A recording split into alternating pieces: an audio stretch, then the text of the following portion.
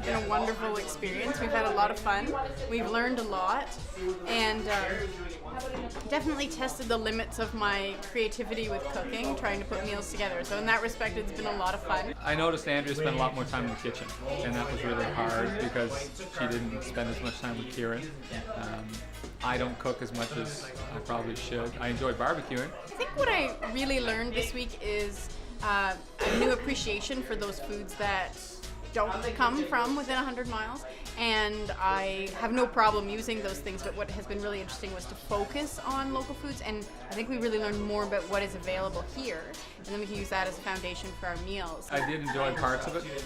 It was a challenge, obviously. Some things. Sitting on the couch watching the hockey game and not being able to have a beer and some chips was difficult. An apple just didn't fill the void. The bulk of our food will continue to be local, even more local than it was. It was fun. It was a good week. I'm glad we did it. Back on Amherst Island, comedian Deborah Kimmett looks back on her 7-day Eat Local Challenge. When you live on a place like the island and there's a lot of farming community, you get in touch with this is the way people used to live. This is not a new trend. It's the way people lived forever up until the last 20 or 30 years, where we've become so disassociated from our food source. And the reason they had to get along in small communities is because they might need each other to eat. And that week when I started to eat locally and everybody said, oh, I got carrots, I got vegetables, do you want a chicken, I got some eggs, you realize that was probably the way of it, and it's kind of neat to be put back in touch with that. As not something to do as a fad, but something, that we could actually live a little more like that, even if it's just a little bit. Back in Belleville at Engine Communications, our participants look back on their successes and failures during their 7-day experience. We all did learn a lot from the challenge in terms of eating local and being more aware of where we purchase our food from and where it's come from. The biggest challenge was just time, the extra time it took to prepare whatever you needed to prepare instead of just grabbing something out of the fridge. The biggest challenge was not being able to use all of the wonderful condiments that I have in my fridge. It's just packed full of them, and not using salt, which that's one of my cheats. I don't know if we're going to get to that or not, but I did finally have to cave near the end of the week. I was worried about coffee, actually, and I was able to wean myself off that quite successfully, although I've started drinking again. Sounds so bad, but my dependence is back again. A lot of what kept me going was just having a lot of dried fruit and that kind of thing. We're really lucky where we live. There's a ton of local produce and meats and everything that we have access to, but a lot of times they're only open certain hours.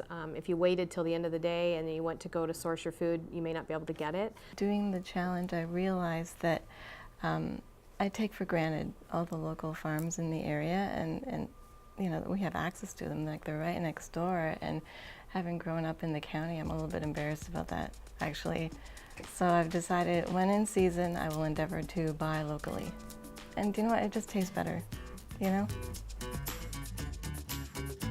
We've all made these choices to go to the grocery store, and we have ended up with the kind of food system we have, and we can make that choice to leave the bigger supermarkets and to support local agriculture, and I think we can transform the way agriculture looks within 15 or 20 years. Supporting local farmers markets is a great way to get involved with the local food movement. You start to get to know who the farmers are, you establish dialogue. Dialogue leads to networking and involvement.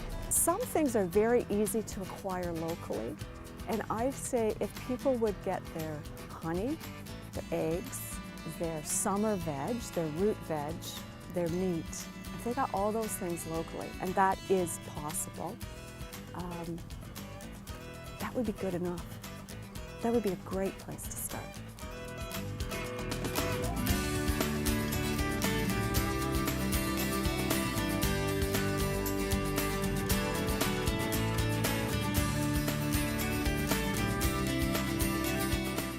Olive oil, I've missed you. You opened so many culinary doors. Oh, no way! That's hilarious. In praise of olive oil. Honestly, I failed repeatedly. But the thing is that, there's that old saying, anything worth doing is worth doing badly. So I was really good at doing it badly.